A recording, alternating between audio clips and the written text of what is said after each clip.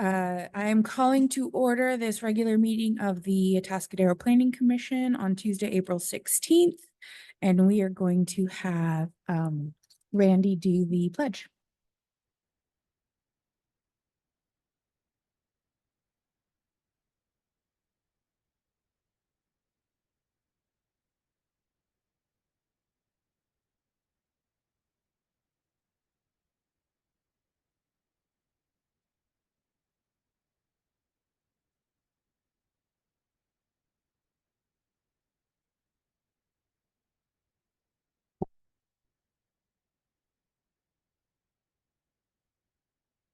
We have a roll call, please.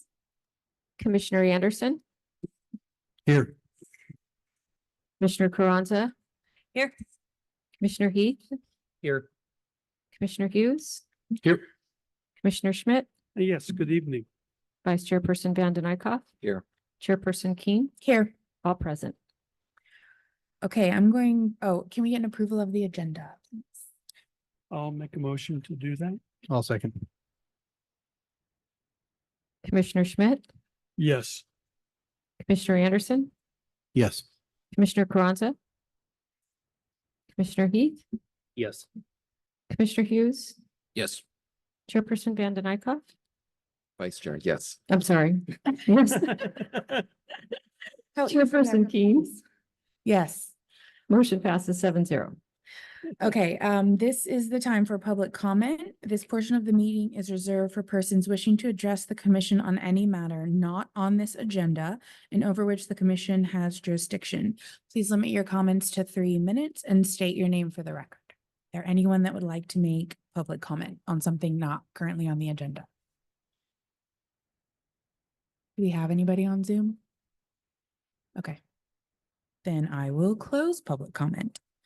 Can we get a vote on the consent calendar or a motion, please? I'll move to approve this consent calendar, please. Second that. Vice Chairperson Van den Eyck, Yes. Commissioner Carranza, Yes. Commissioner Anderson, Yes. Commissioner Heath, Yes. Commissioner Hughes, Yes. Commissioner Schmidt, Yes. Chairperson Keen, Yes. motion passes 7-0. Okay, so we are going to move on to our public hearings. I need glasses. 7685 Santa Ynez Avenue. Did you do ex parte? Yeah, that's where I was going. Ex parte communication, Commissioner Heath, I have no ex parte. Commissioner Anderson, No ex parte. Vice Chairperson Van den Eyck, None. Commissioner Carranza, I did drive by the site and took a picture, but that's about it. Commissioner Schmidt, No ex parte. Commissioner Hughes, No ex parte. and no ex parte for me either.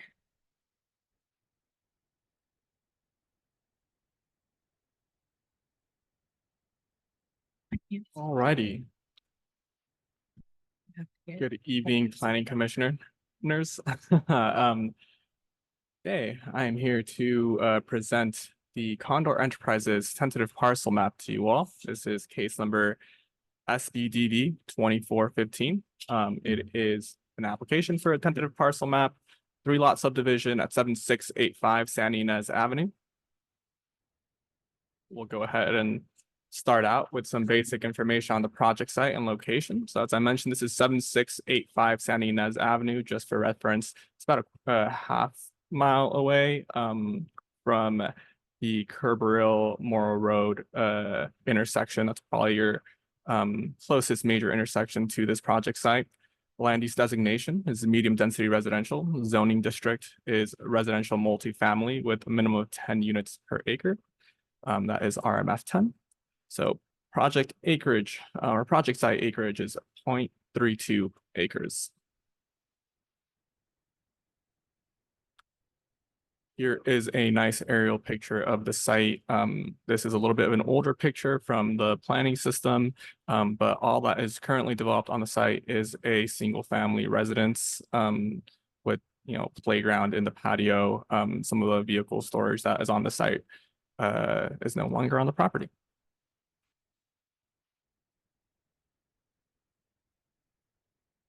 So I do want to give you all a quick background for this project and how it's being permitted. Starting with the really mostly about the Starter Home Revitalization Act of 2021. So this is a piece of legislation that was passed through our legislator here in California with the goal of streamlining permitting for new housing, as well as the creation of land that allows for new housing and just overall making those new houses more accessible. So what it does is that it allows for projects that are known as small home lot developments. And basically what it's doing is it's identifying multifamily parcels and saying you can split these multifamily lots, and on each lot, you can now build a single family residence. So it's taking multifamily parcels and allowing for single family subdivisions. There are restrictions to how big those units on those resulting parcels can be, right? Hence the Starter Home Revitalization Act. We don't want you creating super huge units, right? But we do want those to be units that have some level of value on the market. So 1,750 square feet is the maximum size for those units on the resulting lots. And they do provide, I really listed the major I guess, incentive that you see with this piece of legislation.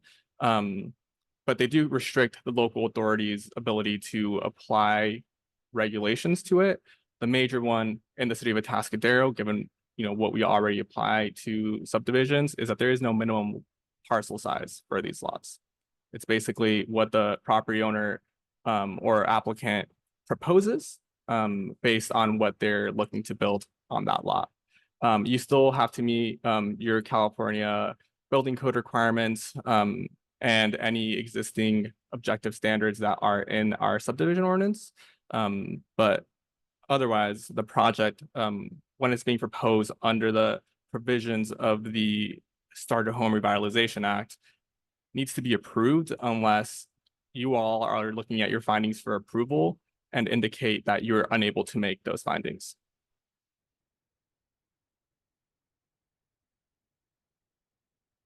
All right, so the proposal is a 3-lot subdivision under the provisions of the Starter Home Revitalization Act of 2021.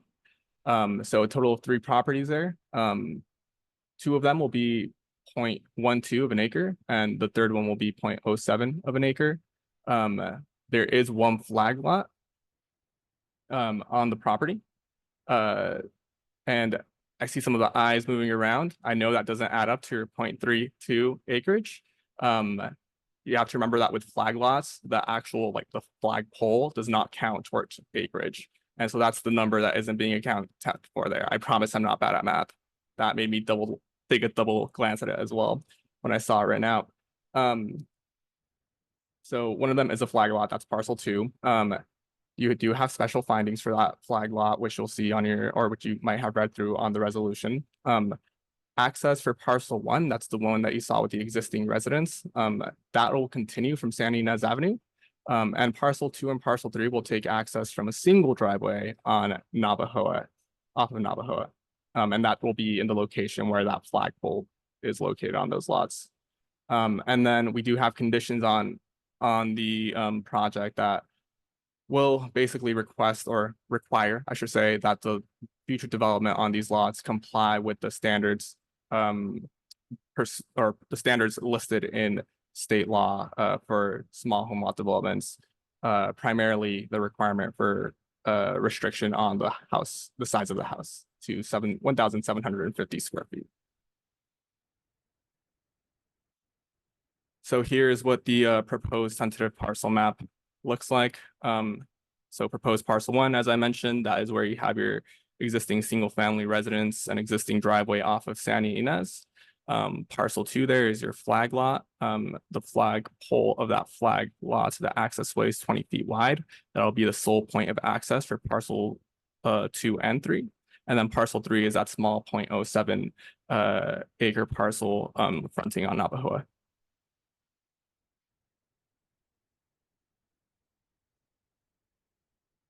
So the analysis for this one is really quite simple, right? When you're doing these kinds of subdivisions with an interior lot, you're really just having to create a flag lot. Our applicant did just that. There is no minimum lot size requirement because the state law does not allow us to provide one or request one.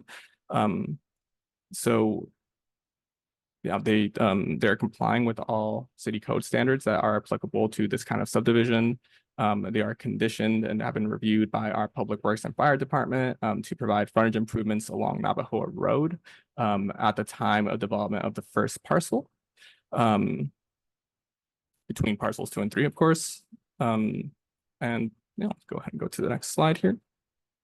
Yeah, like I mentioned, really simple analysis on that one. Not too many major items of concerns, with the exception of this being a relatively new law. This is actually the only project that we have in our system that we are, that is being proposed under the small home lot development provisions of state law. So with that being said, my recommendation to you all is that you adopt the draft resolution conditionally approving parcel map 2402 to allow a small home lot development and this 3 lot subdivision of a 0.3 acre family parcel zoned.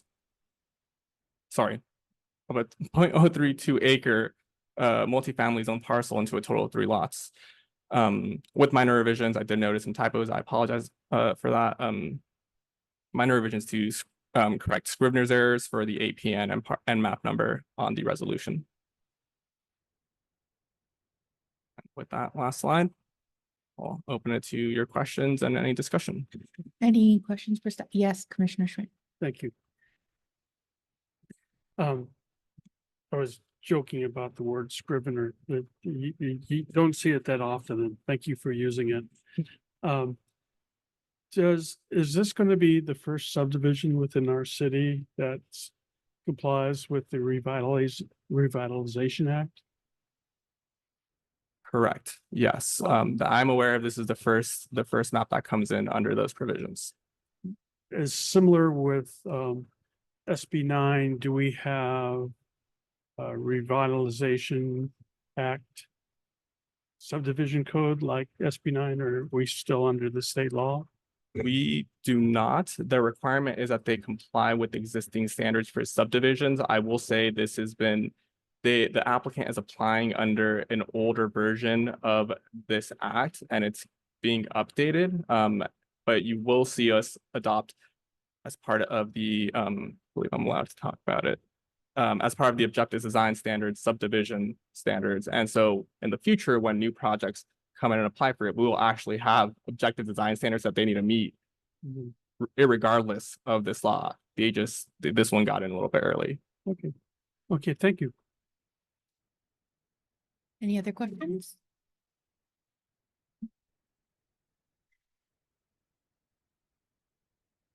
Okay, so public comment, is the applicant here tonight? Come on up and state your name.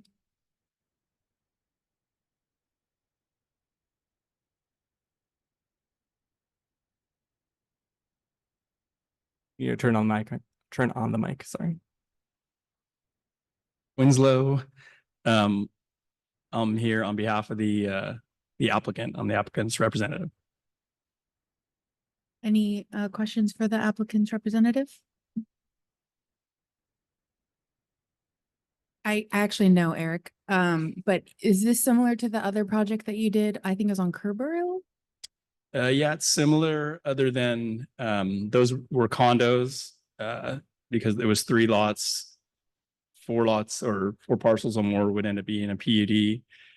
And I believe with the new cottage standards and the small lot subdivision stuff that planning's been working on for a number of years now is going to do away with some of that and be more similar to what we're proposing with this parcel, where you end up with essentially single family, SFR lots rather than a condo or a PUD. So, but it will be similar in as far as what it looks like, but those were condos. Okay. Any questions? Yes.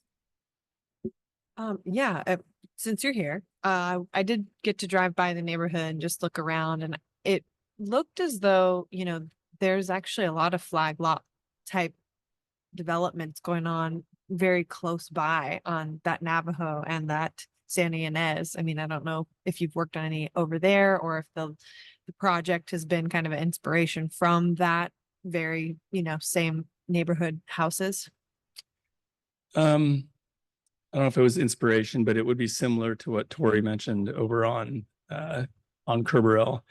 And that whole area is MF10, so it kind of lends itself to these, these type of developments. Some of the stuff that might, I believe, appears flag lots over there is more on the Santa Ynez side where people maybe split. I think on the creek side, those may have been split prior to it being zoned multifamily, but they ended up with flag lots. And they were zoned, SFR at that point in time. I know down the street, I think there was a 4-lot subdivision that's 4 townhouses, 2 on Navajo and 2 on Santa Ynez. But yeah, that area kind of lends itself to this type of development and affordable by design type, smaller, houses, which I believe the city is looking for. Thank you. So on the map, I was looking at it, so you have one central access point in and out there. Are you planning on having like a central parking area, or is that back person just gonna go through the front and just all the way through the property to park in the back where their property's at? Not really any centralized parking. I think that would be required more under, like, if it were being developed as condos or a planned development. But one of the conditions was that access would only happen from the flag lot. So the front lot on Navajo would have, a porch or improve, it would have, I don't know, the front facade would face Navajo and the access would be from the flag, and you'd be able to park in, the garage. The middle lot, same thing. And you'd have parking, probably, enough room for a 2-car garage as well. And then with the conditioned street improvements, you'll end up with curb and gutter and a paved right of way, which should allow for at least 2, maybe 3 additional parking spaces on the street. But on-site parking, I would think, would meet probably or exceed what the current standards are if it were condos or, a PD or something. Yeah, I know that area pretty well, and that's what 90% of the people do there. That's just, park on the street. Just want for, if you ever have any property disputes, just want to understand, like, if the lot's designed a certain way, want to make sure that we try to make it as easy for, the people who are living there in the future. But it sounds like all that's already been resolved. So thank you for your explanation. All right. Any other questions? Yes, Commissioner Schmidt. You just spoke about the curb and gutter improvements, and I see the condition for that in the staff report. Where is the nearest curb and gutter to this project? Is it adjacent or down the street or where? I guess to the north, I guess you would call it. There's that the 4 townhouses that I'm talking about, 2 on Navajo, 2 on Santa Ynez. Those have curb and gutter, which 200 feet? I'm going to say 4 lots. So yeah, a couple 100 feet. And then I'm going to say another 3 lots towards Kerberell. There is another one that's curb and gutter. Are you, I don't know if it's been discussed with the city, so you're planning on building the curb and gutter versus bonding for it and not doing it? I mean, when you have Well, it's a condition. distances like that, I mean, you have drainage in the curb and then it leaves the curb and then, Yeah. And in that area, it tends to pond and, It is, I'll jump in really quickly, Eric, if you don't mind. It is deferred at this point. So he's not doing it to record the map. The owner or the developer at the time of development of that first vacant lot will be required to install the curb and gutter. So on parcel maps, we do a parcel map improvement deferral until someone actually comes in to develop. so you can't bond for them and not improvement, but you can do your improvement plans, set a bond, and choose not to build the curb and gutter. Because the only reason I'm saying this is it's sometimes very hard to get, once people start connecting curb and gutters for it to function properly, and especially when you have long distances, as the applicant's representative is suggesting. And I guess what you do is just take some shots down the street, and then you just draw a straight line between point A or point B, or try to match, the asphalt as close as possible, however it would work. Yeah, the bonding process is really reserved for the recordation of a final map, and then it gives you 12 months to complete the improvements. And so the parcel map does not have to do that. They can build upon construction of the unit rather than recordation of the final map. And there's not a way to for the city to significantly bond for improvements that don't have a time frame associated with them. So on rare occasion, the city engineer will look at a project and defer the agreements with something recorded against the property that states that any homeowners in the future, when the city comes through or when an adjacent property develops, will be responsible for full cost of improvements. It's generally not done because for a homeowner to get a $200,000 bill in a year when the city says, okay, we're ready to go is not generally very feasible. And so in this case, the city engineer has looked at this property and does not believe that there will be any drainage concerns with the widening of the road and the curb gutter. Sometimes with sidewalk, it gets a little bit more difficult to make those improvements, but we have looked at this property and there will not be significant drainage concerns for us to put the agreement on the property for future payment. I know it's such a flat street that, I mean, you're probably designing at 1%, maybe 2%. And so trying to make those grades connect, and my concern would be is as things develop, that it functions versus having an issue somewhere where the improvement just doesn't line up and match. And that's Yeah, why- the city engineer has reviewed all of that and is confident that they can build the right of way per standard. Okay. Right, thank you. Thank you, Eric. All right, thanks. Any other public comment for Santa Ynez?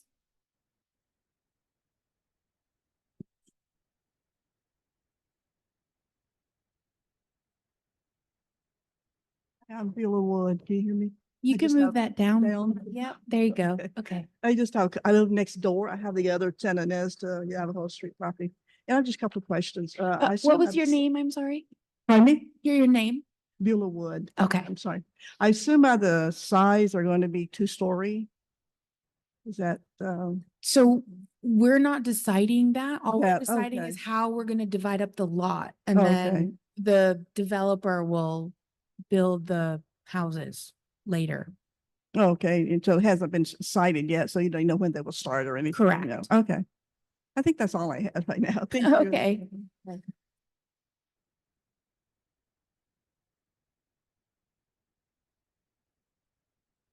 Any other public comment? Okay, I'm gonna close public comment and bring it back to the commission for discussion. I believe Commissioner Carranza has something to say. Well, thank you, Chair. Yeah, I was just wanting to match make the two people in the room because it could be that this gentleman might give you some information on that further after the meeting. So he seems like a friendly guy. Yes, Commissioner Schmidt. I have a question of staff. Are these lots able to, when they're created, are they able to have ADUs, or are they going to be covenant restricting an ADU, or because it's multifamily zoning, do they have to meet the ADU density requirement for an ADU? Yeah, they'd have to be under multifamily standards. So that'll be part of the agreement that gets recorded against the But they- property. If they do meet the standard, then they could put ADU. Correct. And Okay. currently we allow one new multifamily ADU per project. So in theory, one of the lots could come in first come, first serve with an ADU on their property. State could change that law in the future. We hear they're going to and allow more ADUs, but for right now, it would sort of be first come, first serve, but there would be an agreement recorded against the parcels that would state that. Okay, thank you. But for the ADUs, they would still have to do setbacks and like the lot would have to fit one and all of those things. So it's Correct. not like they can just build ADUs all willy-nilly. Correct. Or a Yes. junior ADU. Yeah, Right, no or junior ADUs on a multifamily property. Thank you. Any other questions for staff or discussion points? Or motions? Anybody? I'd like to make a motion to approve and adopt the draft resolution conditionally approving the Well, I'm gonna read this one because it has the Scrivener's here.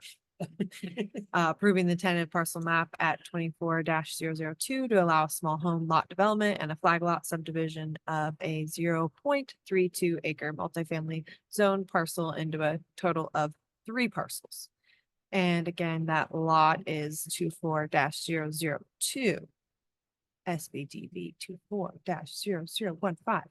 I will second that. Think I'm leaving anything out.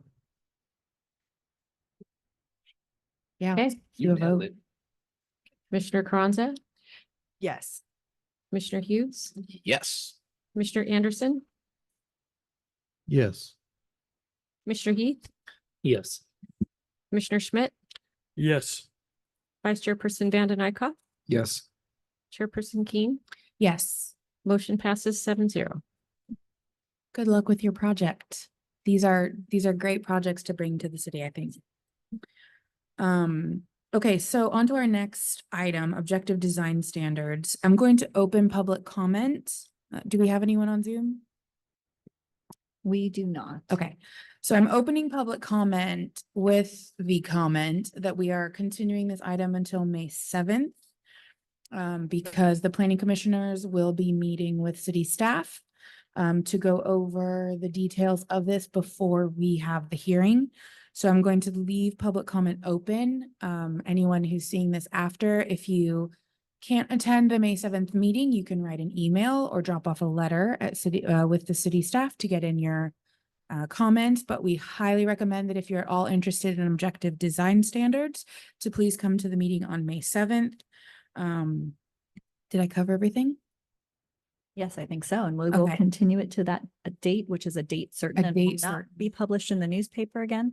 But it will reflect in these minutes that it was continued to a date certain. Actually, we Okay. need a motion to continue the, Yes, Meeting. and I Oh. believe our city attorney might be on with a comment as well. Oh, Yes, there not she only is. a date certain, but also the time. So in your motion, just indicate the date and the time of the continuance. Thank you. Okay, I will make a motion to continue this matter to May 7th at 6 o'clock at our next regularly scheduled meeting of the Atascadero City Planning Commission. I'll second that. thank you, Chairperson Keen, Yes. Vice Chairperson Vanden Eyck, Yes. Commissioner Anderson, Yes. Commissioner Carranza, Yes. Commissioner Heath, Yes. Commissioner Hughes, Yes. Commissioner Schmidt. Yes. Motion passes 7-0. Awesome. Are there any commissioners' comments, reports, or Kelly, do you have anything that our fearless absent leader Phil would like to pass on to us? No, just that we have a big meeting, May 7th. We do have objective design standards. A couple meetings after that, 1 or 2 meetings, we will be seeing the Dove Creek Commercial Center come back. So I know that's been long anticipated, so that will be before you. And I don't think we have anything else specifically of note. We do have a couple of telecom sites in the process right now that you'll see shortly. And I also just wanted to mention that there will be some design improvements going on at Colony Market in Delhi. They're doing some improvements to the property. Some of those are going to go before DRC, but do make sure you support some of their efforts to make that property even better than it is today. I actually do have a question and I'm not trying to delay. I'm sorry. I heard that Clem's is closing because the lease was not renewed. Do we know if that's true? I believe that their lease was not renewed, and so the owner of the property is taking back over the business. So they're not closing, they're okay. just transferring ownership of the business back to the property owner. Okay. Again, I hang out on the Everything Atascadero page and there was a very big to-do about Clem's, so I will go clarify that. It's It was like. right. It was ridiculous. Okay, sorry. Any other comments? No? Okay, then I'm gonna adjourn this meeting and use my fun gap.